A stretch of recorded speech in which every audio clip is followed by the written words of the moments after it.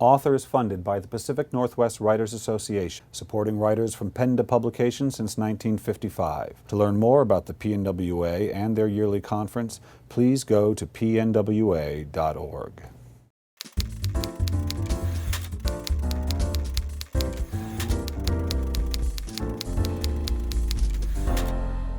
Hi, this is Bill Kenower of Author Magazine, and today I'm at the Richard Hugo House in Seattle, Washington with Margot Leitman, author of Long Story Short, the only storytelling guide you'll ever need. Margot, welcome to Author. Thank you for having me.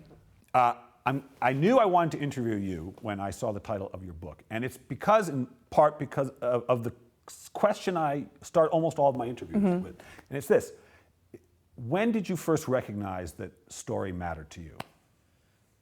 I think that I did this internship when the semester before I graduated college in New York at a theater, and I was set off to go pick up some costumes, and it was the most disastrous thing that could have ever happened to me at the time, at 21. And all of these things went wrong, and I ended up crying in the streets of Queens and never even found the costumes. I had no money to get back to the theater, and all of these things happened. And I remembered that being very upsetting to me. But then when I got back to college after this and telling all my friends about it, they thought it was one of the, I don't know, I felt so alive doing that. Right. And then I thought, well, okay, so maybe it's just all about the story. I survived, it's okay.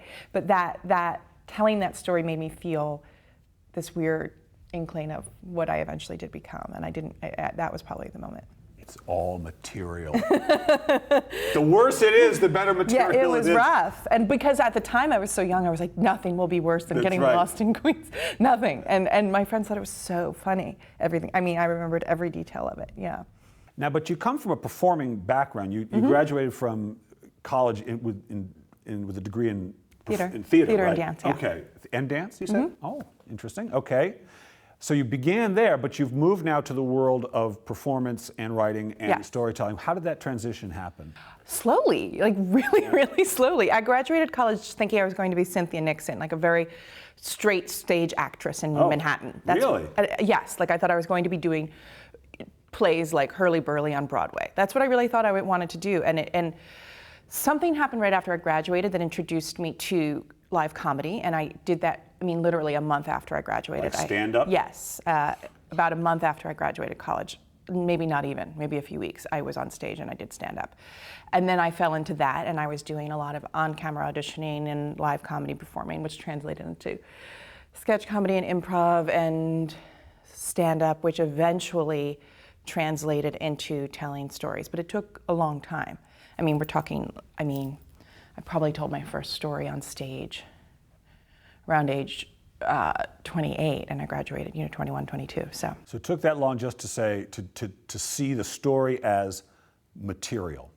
Yeah. For live performance. Yeah, because a lot of stand-up comedians are storytellers.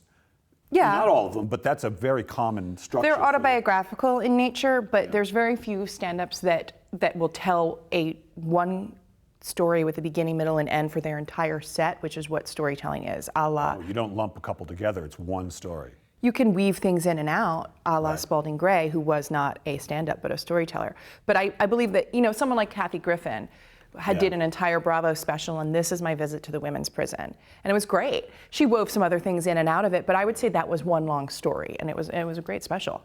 It's one of the few I've watched because it really spoke to me. And then, of course, your own relationship to story probably began to shift at that point as you began to understand, what does Margot think a story is? Yeah. Because a story does depend on who's telling it. Yeah. Right? Yeah, it's got to come it does. through you. And two different people could tell the same story and feel very differently about what happened, but they could have both been there. Yeah. So that really played into figuring out my point of view and who I was as a character and what my stance was on things. How did I feel about certain things? And then that influenced me a lot as well. Yeah. Yeah. And so, well, obviously we're here to talk in part about Long Story Short, which is your book about storytelling, because you tell stories as an entertainer, as a performer, as an artist, and you teach people to tell stories. Yes. And why do they need to learn to tell stories? What is it you're teaching them besides just so they can be entertaining at a cocktail party. Why does a person need to tell stories? I mean, to me, it's life. I totally agree, but how do you convince them that they need to tell stories? Like, I don't have to convince them, actually.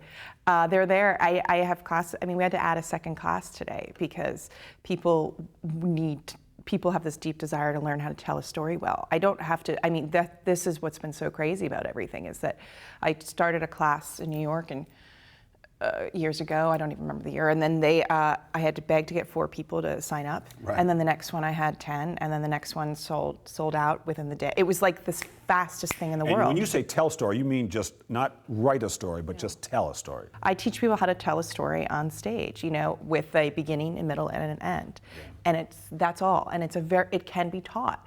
It's not, I could never teach someone how to be funny or how to have rhythm, but I very easily can teach someone how to tell a story. And I can work with there's very few people, if any, that I've ever had that I've been like, this person they're not gonna figure it out. And usually that person is very defiant or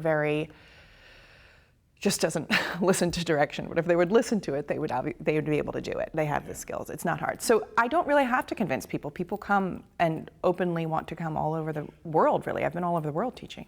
And who are these people? Are they people who want to be performers or just people who feel that it's useful? Because not everybody's going to get up on stage and tell stories. They want to be keynotes. Like, who are these people? All different types of people. Yeah. I mean, I've worked in companies that I come in and I teach their students how to tell stories. I mean, their employees how to tell stories. Very big companies. For their presentations. For their presentations, to get them beyond PowerPoint. I mean, I think a lot of people just do a PowerPoint presentation. It's very boring and think, why didn't I get a new client out of that? So, I mean, I've gone to a number of companies and done that. So I've had people like that. I've had doctors. I've had people that work in software that have to do public speaking. I had a girl that was an adult film actress that has to go all these adult film expos and speak to people and meet the fans, and she doesn't know how to. She's bad at that. I mean, I've had. That's so funny. I mean, I have had every type of person you can imagine, and all ages as well.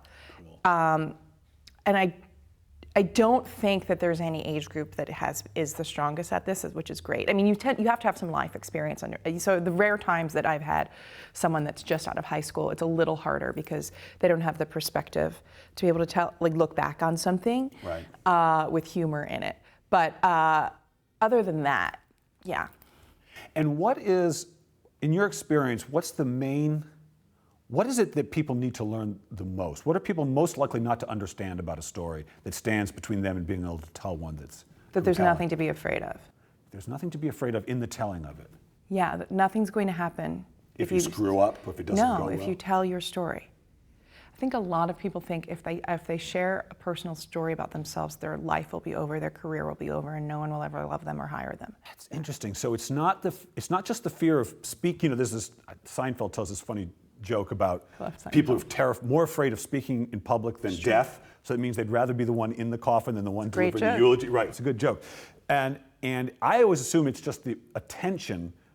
What people fear the most is just, what are they thinking of me and so on. But you say it goes beyond that. It's the revealing of the story of some private thing they've kept secret. I'm going to tell the story of my first kiss with Joey that I met in London when I was 12. And I'm going to tell it in Arkansas at an open mic, and Joey's going to find out I told it. Okay, well, what happens if he finds out you told it? Right. Well, he'll be really upset. Why? Did you actually kiss him? Yeah. Yes. Well, then why would he be upset if you told the story? If you keep it true, who cares? And it's these neurotic, obsessive thoughts that I hear from almost anybody before they get on. So I do a whole class. When I teach a full class, I think it's the second class. It's just getting past the fear. And people, I let them say their craziest fears on me, and it's just not going to happen. Right. Well, I could talk to you about story all day, but you've got a class to teach. Yeah. But I do have one more question for you. Yes. Finish this sentence for me. Okay. If writing has taught me anything, it's taught me what?